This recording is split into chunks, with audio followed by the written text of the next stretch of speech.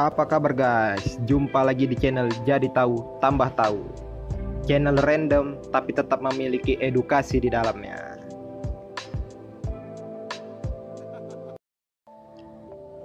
Kali ini channel Jadi Tahu Tambah Tahu akan membahas seorang prajurit tentara dengan loyalitas sejati tanpa batas, yaitu Hiro Onoda.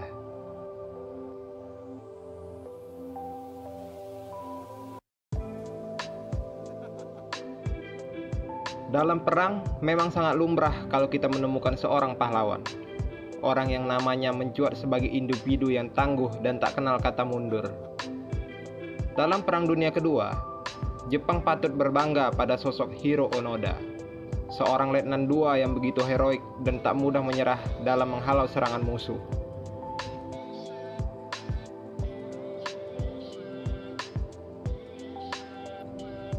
Di penghujung tahun 1944, setelah hampir satu dekade Perang Dunia Kedua, keadaan yang semula dikuasai oleh Jepang menjadi berbalik 180 derajat.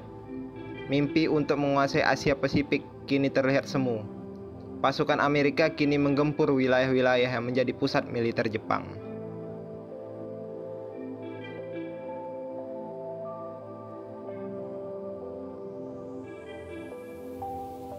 Pada bulan Desember tahun 1944, Letnan 2 Hiro Onoda diberangkatkan beserta dengan para prajuritnya ke Lubang, Filipina untuk mempersulit gerakan pasukan Amerika. Ia telah bersumpah atas nama Kaisar akan berjuang sampai mati untuk mempertahankan pulau itu. Dia berangkat dengan timnya. Pria yang saat itu berusia 22 tahun tersebut berangkat dengan penuh semangat dan keyakinan jika dia tak akan pulang dalam keadaan menyerah. Onoda dan segenap timnya bergerilya, masuk hutan di Lubang Filipina, dan bertahan hidup sambil sesekali berperang melawan siapapun orang asing yang melihatnya. Ya, seorang gerilyawan memang mesti tangguh dan harus selalu berhasil melindungi diri.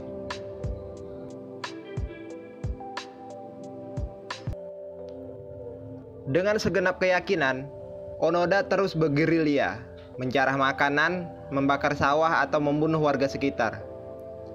Kisah heroik 3 orang itu pun mulai terkuak. 10 tahun di hutan, Kopral Shimada akhirnya tertembak oleh prajurit yang memang dibentuk untuk mencari mereka. Kini tinggal Onoda dan rekannya, Kozuka, yang bertahan. Tak terasa tahun sudah berganti hingga setelah 28 tahun mereka di hutan. Kozuka akhirnya tertembak oleh polisi Filipina. Kozuka tertangkap sedang membakar sawah warga. Dia tertembak dan akhirnya meninggalkan Onoda yang tinggal sendiri bergerilya.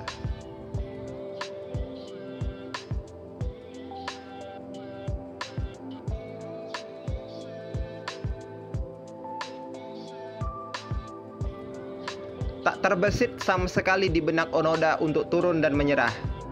Sekali amanah diembannya, yaitu untuk bertahan, dia akan terus bertahan. Dia lebih memilih untuk mati ketimbang menyerah. Onoda terus melanjutkan gerilyanya. Meski selebaran yang memberitahukan jika perang sudah usai disebar berulang kali, Onoda terus bertahan dan menganggap jika itu adalah muslihat. Tibalah pada tahun 1972. Kabar kematian Kozuka berhembus sampai ke Jepang. Hal ini membuat geger masyarakat Jepang yang mengira mereka telah dipulangkan. Masyarakat Jepang pun mulai berspekulasi bahwa jika Kozuka masih berada di hutan Lubang di Filipina. Dengan anggapan berarti Onoda pun demikian dan masih bertahan sampai sekarang. Pemerintah Jepang akhirnya bekerja sama dengan pemerintah Filipina melakukan pencarian ke dalam hutan belantara, tetapi tidak menemukan Onoda di sana. Setelah beberapa tahun berlalu, kisah Onoda menjadi semacam legenda urban dalam masyarakat Jepang.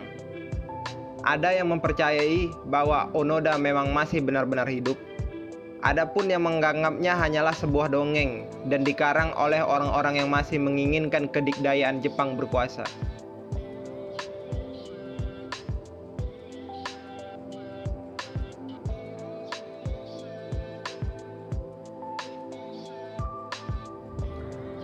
Hingga akhirnya ada satu orang bernama Norio Suzuki, pemuda yang hidupnya dihabiskan untuk petualangan. Dia tak peduli dengan apapun. Dia hanya penasaran dengan dua hal. Pertama, keberadaan Yeti, si makhluk misterius yang katanya tinggal di Tibet. Dan kedua adalah menemukan Onoda di Lubang, Filipina.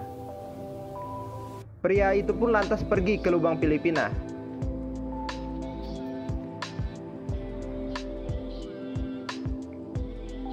Singkat cerita, Suzuki langsung menjelajahi hutan belantara, lubang yang sangat luas. Ia terus meneriakin nama Onoda selama 4 hari terus-menerus. Suzuki hanya mengandalkan suaranya.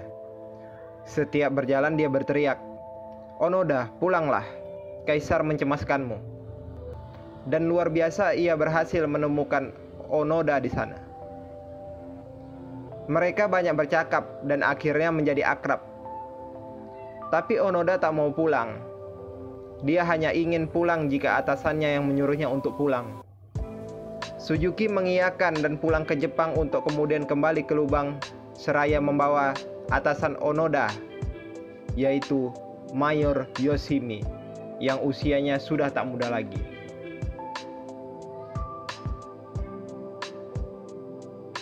Akhirnya, dengan bantuan Mayor Yoshimi dan juga bantuan Suzuki, Hiro Onoda langsung dipulangkan ke Jepang.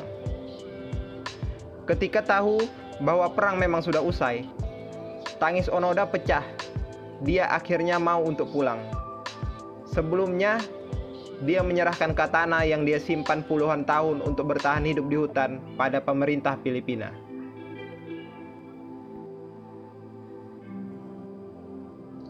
Saat tiba di Jepang, Onoda menjadi semacam selebriti dadakan. Wawancara yang tiada henti datang menghampiri. Energi sang Letnan II yang kemudian kebanjiran pujian oleh seluruh orang Jepang itu pun terkuras. Seraya Onoda merasa tidak benar-benar di Jepang, nyaris 30 tahun di hutan. Jepang menurutnya kehilangan marwah. Jepang yang menurutnya sebagai negara yang menjunjung tinggi kebudayaan dan adab, sudah tak dapat lagi dia temukan. Dia justru melihat budaya barat begitu mendominasi. Kebebasan terlihat di mana-mana. Jepang yang dulu sudah tak ada lagi. Kekecewaan Hiro Onoda akan masyarakat Jepang tidak terelakkan. Ia kemudian memanfaatkan kepopulerannya untuk menyuarakan kembali budaya Jepang yang menjunjung tinggi kehormatan dan pengabdian. Tetapi suara Hiro Onoda bagaikan anjing menggonggong. Tak ada yang satupun orang menggubrisnya. Ia menyadari setelah sekian lama bahwa apa yang ia perjuangkan selama ini telah lama hilang. Dan hal tersebut akhirnya membuat hatinya yang selama ini kokoh, tak tertembus peluru, kini hancur berantakan.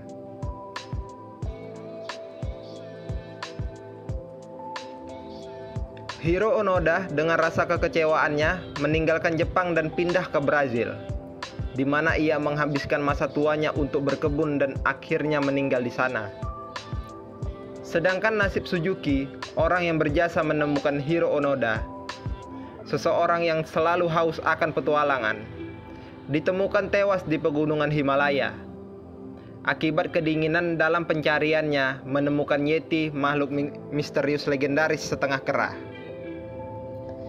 Itulah tadi sedikit cerita tentang Hiro Onoda, seorang tentara Jepang dengan loyalitas sejati untuk negaranya serta menjunjung tinggi adab dan kebudayaan.